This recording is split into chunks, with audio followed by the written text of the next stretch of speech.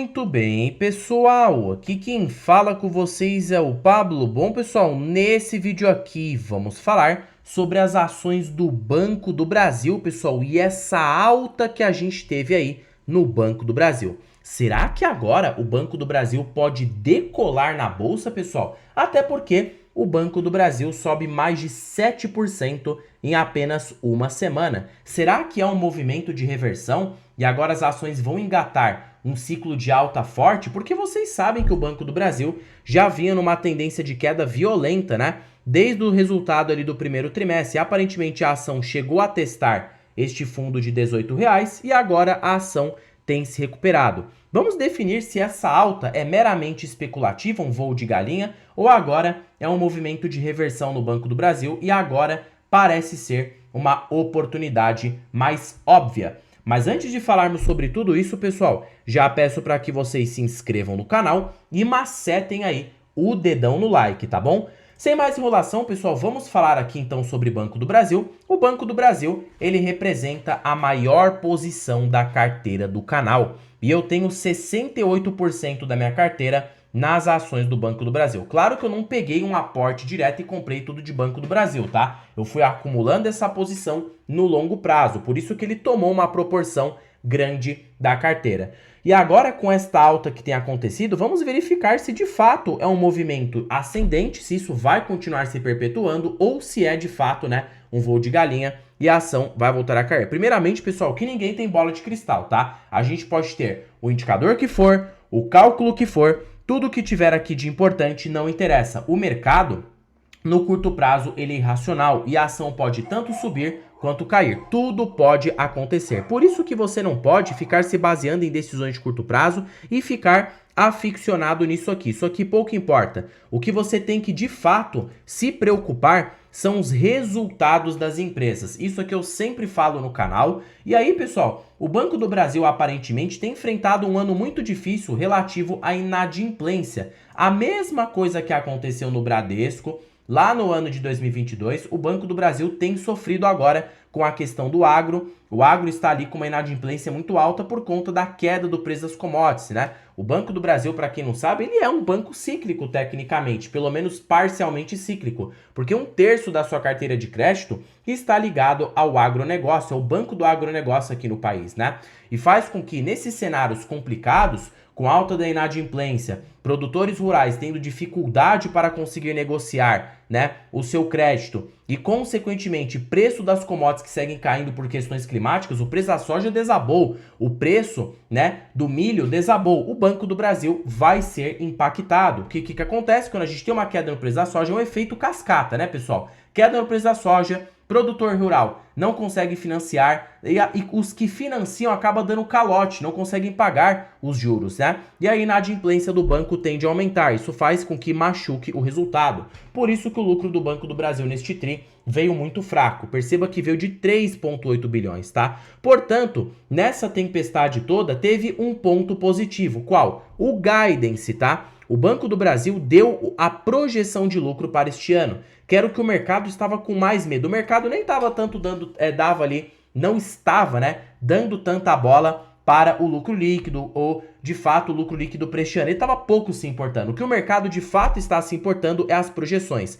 Até porque, pessoal, o mercado, ele tende a se precificar o futuro. Então, sempre quando você tem uma empresa, o mercado ele não vai precificar o agora. Ele está precificando lá na frente, tá? Será que essa instituição vai realmente entregar esse resultado? O mercado, ele é irracional. Então, ele pode muito bem precificar como se tudo fosse piorar ou como se tudo fosse melhorar do dia para a noite. Aparentemente, o Banco do Brasil deu aqui, né, no caso, tirou esse banho de água fria. Por quê? Porque ele mostrou que o resultado não irá ser tão ruim quanto o mercado estava esperando. Por isso que as ações acabaram se valorizando. Então, ao meu ver, isso aqui não é um voo de galinha. É, de fato, uma estabilização. Porque o mercado vinha caindo violentamente as ações e agora que o mercado percebeu que não vai ser tão ruim quanto esperava, então as ações enfrentaram um movimento de estabilização. E agora, se o banco apresentar um sinal claro de recuperação, como os próprios executivos afirmaram que o ano de 2026 será um ano de retomada da rentabilidade, as ações podem voltar a se valorizar para o ano que vem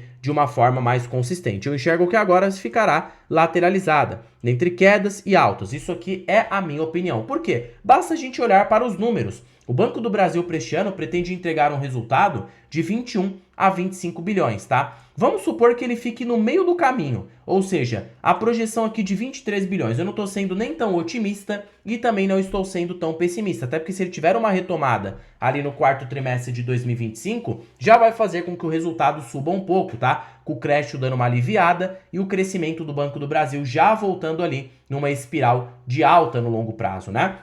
Então vamos supor que neste ano o lucro de Banco do Brasil feche em 23 bilhões. Vamos trabalhar neste cenário. Hoje a ação já está barata. Primeiro que o PVP do banco já está muito amassado, pessoal. 0,67 de PVP. Isso aqui às mínimas. O banco chegou a negociar nestes patamares lá na pandemia nos anos de eleições de 2022. Perceba que ele está barato. Também é o mesmo patamar observado na crise da Dilma. Então hoje o Banco do Brasil, este preço aguenta muito desaforo. Essa daqui é a minha opinião, tá? E por consequência, por mais que o resultado este ano não vai ser lá das melhores coisas, isso ainda dá um ROI, considerando o patrimônio líquido atual, na casa de 13,1%, que fica em linha com o seu custo de capital. O mercado estava esperando um ROI de 10%, então não foi tão ruim quanto o mercado esperava. Então perceba que o banco já está tecnicamente precificado, esse risco já está embutido no preço das ações. Essa daqui é a minha visão analisando os cenários atuais. O que pode não estar precificado? Só sair o guidance e revisar para baixo de novo. Aí de fato aí a ação vai cair mais. Mas se isso não acontecer e realmente o banco entregar o que está propondo aqui nesse relatório, aí a ação já estaria num cenário tecnicamente de fundo do poço, um ponto de inflexão. E já para o ano que vem, um ano de retomada. Agora colocando aqui, pessoal, né, os dividendos tendem a ser fracos, tá? Vocês vão se frustrar com dividendos mais baixos. Por quê? Porque ele reduziu o payout. Nesse cenário aqui de dificuldade, o payout ficou em 30% ao ano. Então, por consequência, o resultado de Banco do Brasil já baixo e um payout mais baixo, e não esperem dividendos tão altos. Porque vejam, tá? 23 bi de lucro para este ano vezes 30%, né? Temos um dividendo total de 6,9.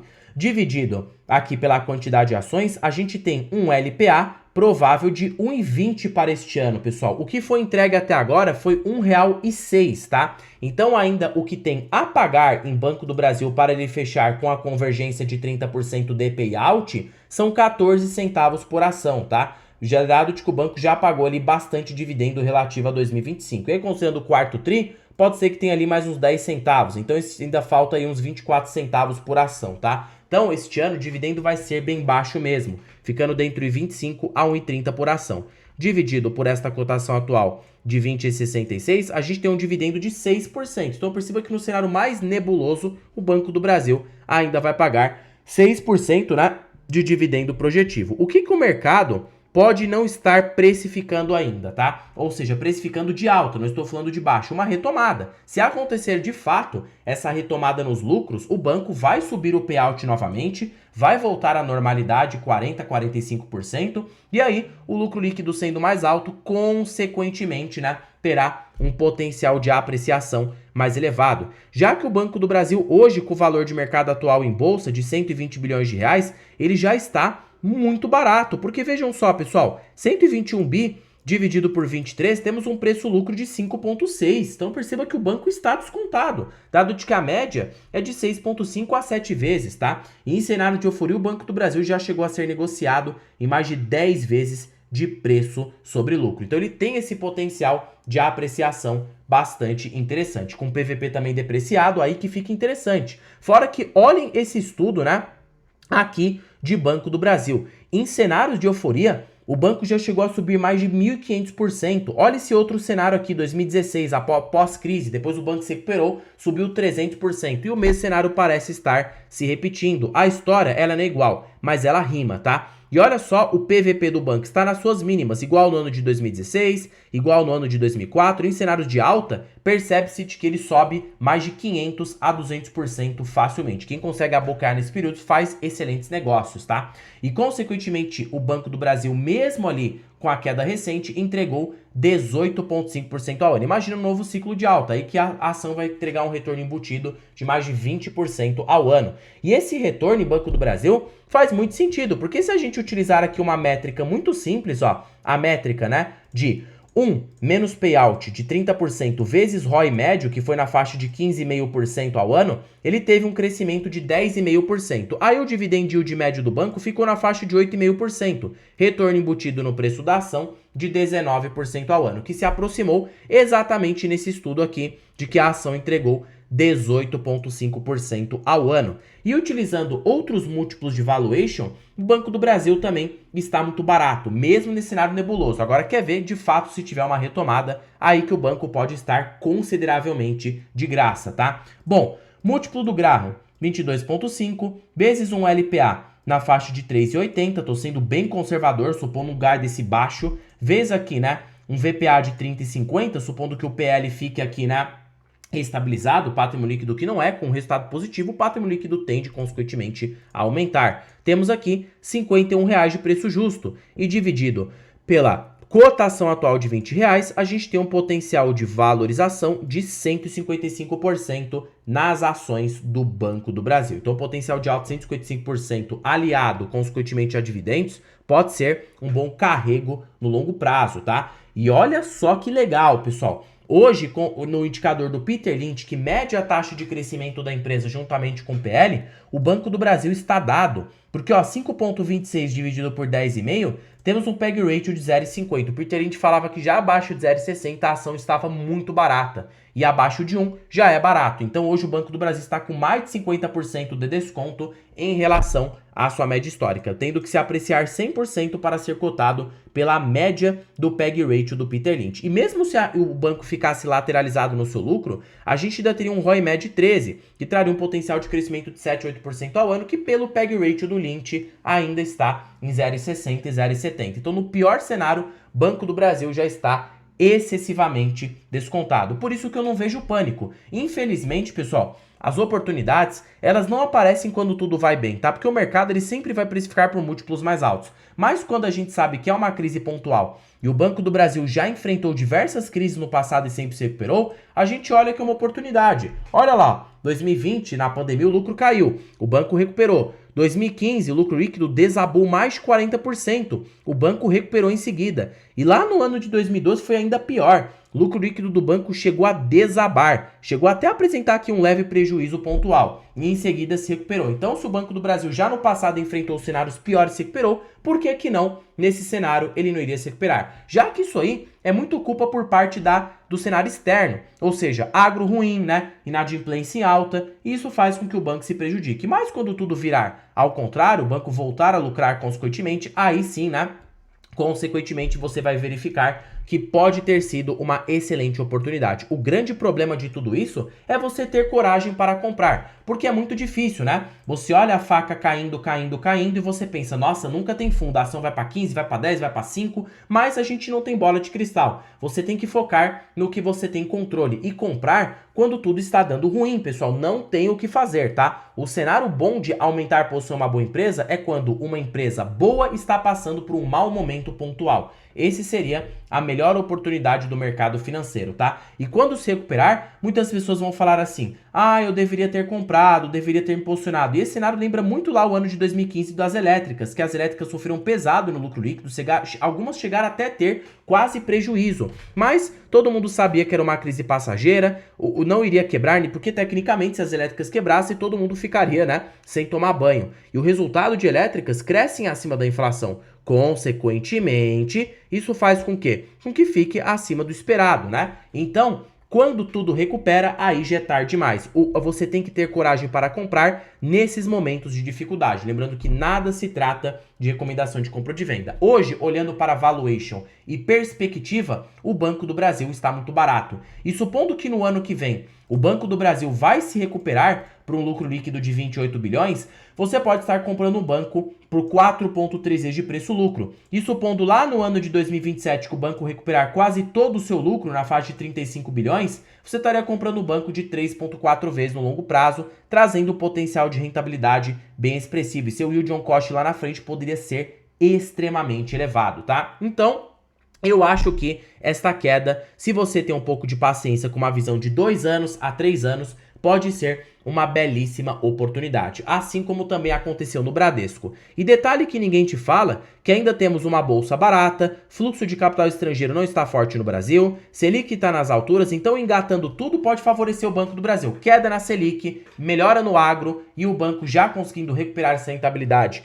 lá na frente, você pode estar comprando hoje uma ação extremamente barata. O problema que você tem que focar é o preço, não pagar caro demais. Por exemplo, hoje o Banco do Brasil não fica interessante para mim acima dos 25, tá? Acima dos 25 eu já não acho barato. Mas, poxa, abaixo dos 24, 25 reais, eu já acho uma oportunidade de fazendo bons aportes, né? Logicamente vislumbrando o médio a longo prazo, tá, pessoal? Pablo, pelo amor de Deus, que complicado. Nossa, eu vejo você fazendo vários cálculos aqui, mas eu não sei fazer nada disso. É por isso, pessoal, que eu recomendo que vocês se tornem membros aqui do canal. A parte de membros é recheada de conteúdos exclusivos, ensinando como você pode se tornar investidor independente e ter análises bem acima da média. Fora também que eu estou postando vídeo para membro todo dia, tá? Inclusive, terá aí outro vídeo para membro. Já falei de Vulcabras, falei de Cogna e vou falar de várias small caps promissoras. Então, torne-se para ter acesso a tudo isso. Fora que você tem acesso aos meus novos aportes aqui na carteira e, consequentemente, novidades que eu sempre vou gravando aqui